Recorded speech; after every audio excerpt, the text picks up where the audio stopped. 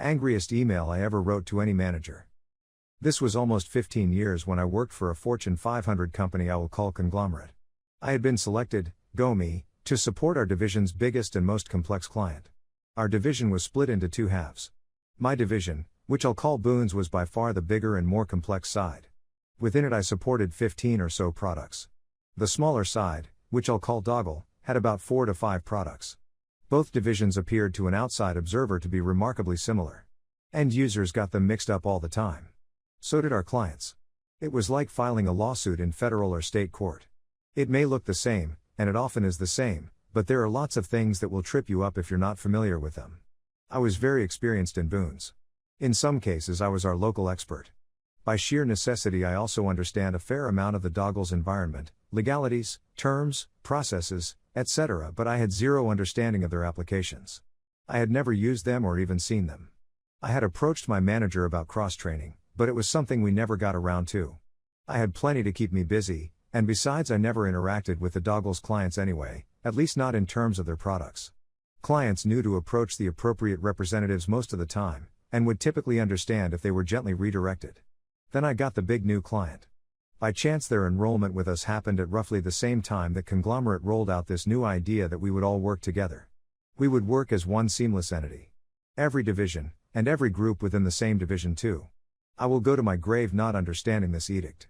It was employed relentlessly in our marketing materials and in our internal cheerleading. For years. Aside from that, nothing else was ever done. At least not at a level where I could see it. It was like a coach showing up before each game to make a passionate speech about trying harder, and then leaving immediately to cruise the streets with the top down. So we all kept on as before, sometimes working well together congenially, sometimes not. I once had a division tell our mutual client that an issue wasn't their problem, and they should call Conglomerate. No, you are Conglomerate. I don't care that Conglomerate bought your company just a scant 3 years ago. You are now Conglomerate, just like me. Let's not pass in each other's faces please, at least not in front of the client. But big new client took this to heart. This you can contact any of us about any issue at any time made a big impression on them. It's one of the reasons why they picked Conglomerate as a provider. So they started contacting me about anything. And I mean, anything. I once chased an opaque line item on one of their invoices for weeks. Since their time zone was about 3 to 5 hours behind mine, depending upon the office, I would often come to my desk to find a bunch of new tickets waiting for me, filled with head scratchers and wild goose chases. Normally this contacting me about stuff I knew nothing about was a minor nuisance. I grew comfortable flipping them over to the right person. They also learned pretty quickly that it was all a myth, which infuriated them, but they had already signed the contracts and migrated all the infrastructure, so what could they do? So the pile waiting for me shrunk over time. Except for one particular issue. Since they thought of our division as one big product suite, why shouldn't I help them with Doggle's products? It's the same thing, isn't it? This caused a lot of problems since Doggle questions could be time sensitive, where they needed to make decisions that day, so they wanted a response same day. Since they were hours behind me, they didn't get to their desks often until it was around noon my time. The Doggle staff was on the East Coast, hours ahead of me. And they normally left the office a little before 5 p.m. their time. This left me about a 1 to 3 hour window to call Doggle and get them on the phone so they could provide the expertise the client needed. If they called after 5 p.m. Eastern, I would have to go through the on-call sheet for Doggle. Going through this exercise was maddening.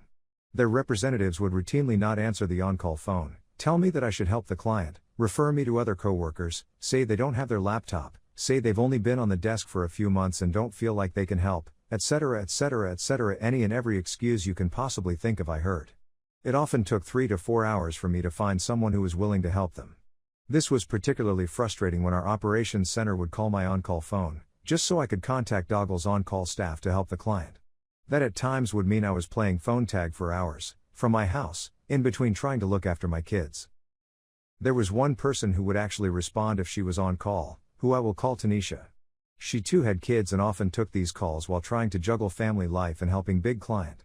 Often she ended up being the person who was finally tapped to help even when she was not listed as the on-call resource. This situation went on for almost a year while I routinely whined to my manager, occasionally commiserated with Tanisha, and also tried to speak with Doggle's support manager. It only took that long for me to realize why the client kept calling me. It was simple. I was answering my phone. Except for Tanisha, no one else was. It was that simple. That was the reason. That epiphany prompted me to send the angriest email I ever sent to any boss. Particularly one I otherwise liked and respected.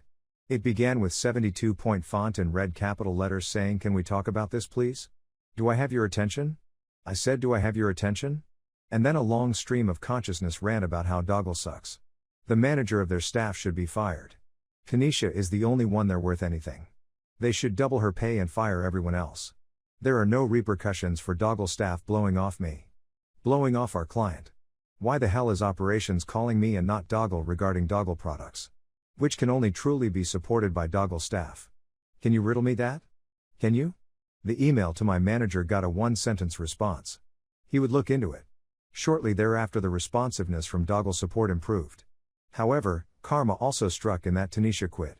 She told me the main reason was because it seemed like she was doing all the work for their team. Which she was. Which pushed her to find a better job.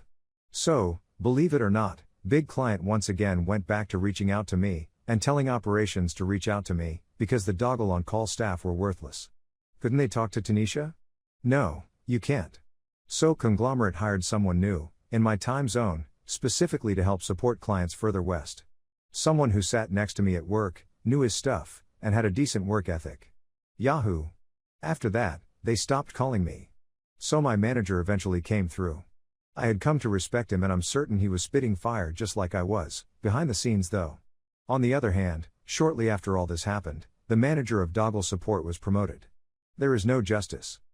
Story 2. But the functionality does exist, Dave. Your own documentation reveals the proof. Last year the company I worked for changed to a new paging tool. Initially it had nothing but OOB functionality. However, users rebelled so we heavily customized the product. If I ever run a Fortune 500 org, any customization will have to demonstrate the value add many times over before it's implemented, but even the heavily customized result did not satisfy all users. I made the documentation for the new tool and did all the training, job aids, office hours, a full SOP, WBTs, etc. My documentation initially described the OOB version. Post-rebellion I edited it to capture the customized version.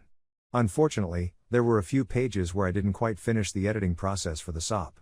I had to step away from it for a few days and forgot about those pages. So it was published with 2 to 3 discrepancies. I will always remember how one of them was brought to my attention. I was holding yet another office hours session, fielding questions and sharing my screen while I demonstrated how to use the product. When it was time for one of our German employees to have his turn, he took the screen and brought up the SOP I had written. He then announced that I was deceiving him and everyone else on the call. I had explained in earlier sessions that functionality he desired did not exist in the tool. However, he had found a screenshot in the SOP that proved it did exist. The SOP had 2 screenshots that differed slightly, and that difference could only be explained by the existence of this functionality that he so desperately wanted. My protestations that it was just an editing error were futile in the face of this proof. I am not making this up. He would not be swayed from his convictions. He told me he would have his manager contact my manager and have this cover-up exposed. I was amused by this exchange more than anything else. How many people can say they are part of a company-wide conspiracy to cheat our users due to spite, laziness, and/or miserliness? I can. This even beat out the time when a manager offered to throw in with me on a root cause analysis and shaft another team. I corrected the error, along with the other 2 I found in the SOP, and gave my manager a heads up that the crazy would phone him soon and demand that we all be executed. Unfortunately, I never heard about this again and the fellow who raised this issue acted like it never happened. That is the real crime here. I had hoped at least for some sort of public trial, even if only by Zoom, but it was not to be. I've always wanted to parade around a courtroom, holding my suspenders between my fingers, sucking on piece of straw between my teeth, announcing that I'm just an old country data/process analyst. If this sort of thing ever happens again, I've changed companies, but you never know, I'll demand a bigger cut of the operation. Next time buying my silence will be expensive. Edit: the editing error had nothing to do with the functionality my German colleague wanted. What he wanted was not possible in the OOB version, nor in the end result super customized version. It was just coincidence that the editing error could have made it appear that way. But he would not be convinced otherwise.